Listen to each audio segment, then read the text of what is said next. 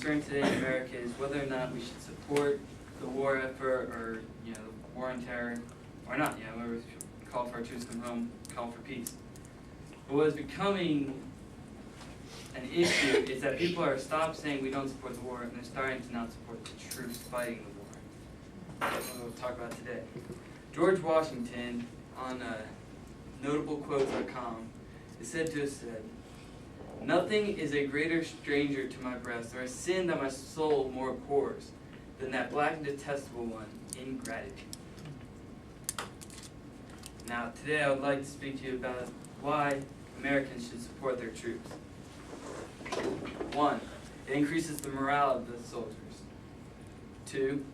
It provides a sense of national unity. And 3. It demonstrates to the world that we're still devoted to freedom. First of all, the morale of the troops. Now, there was a time when we did not support our troops, and one of these blackest moments for our history, most shameful in many cases, was Vietnam. We sent soldiers over to fight, and the way we treated them when they came back and while they were fighting is, like I said, shameful. Hollywood depicts many of these moments in a couple films. Rambo, many of y'all are familiar with. Another one, Hamburger Hill. This is a picture from Rambo. In the final minutes of this film, Rambo talks to his former commander, and he tells him, he just vents about how he was treated when he came home from the war. He says, "It wasn't my war. You asked me to go. I didn't ask you. I did what I had to win, but somebody wouldn't let us win. I came back to the world. I see all those maggots at the airport protesting me, spitting on me, calling me baby killer, and all kinds of vile crap.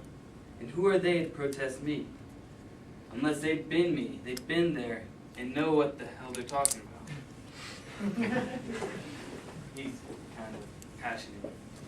But this is a soldier. He was drafted for war. He didn't ask to go to war. And he comes back and he's spit on and called a baby killer for fighting for us. That's how we treated him. Before that, in World War I and World War II, we actually supported the troops. And they came back victorious. They were greeted with ticker tape parades and cheering crowds and, all kinds of fanfare. What makes these troops any more special than the troops that fought in Vietnam? Or is it us that have changed in our support? Supporting troops also provides national unity. We can have unity through tragedy. Gary Langer, an analyst for ABC News, recorded on September 21st, 2001, that 8 in 10 Americans who saw or heard Bush's address to Congress said it increased their confidence in the nation's ability to handle a crisis.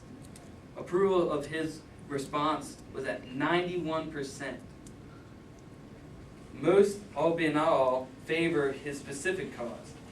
63% preferred broad war against all terrorist groups and nations that supported them.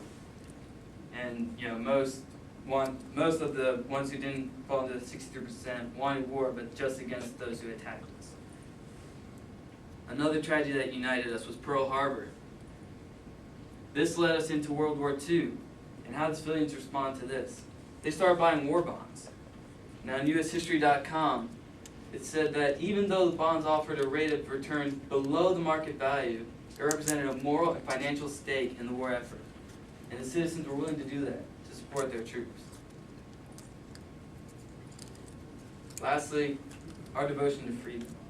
Throughout our history, you can see different pictures of the uniforms and soldiers. This is modern, this is in Iraq. Over there you can see revolutionary soldiers, Civil War, all times of our history.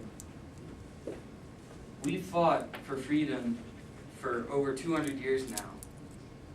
And men have died, women have died for us. Yet today, how do we support them? We have yellow ribbon, we can hang a yellow ribbon, we can show our support, or we can have people go to their funerals when they come back after dying for our freedom and protest them while their family's grieving.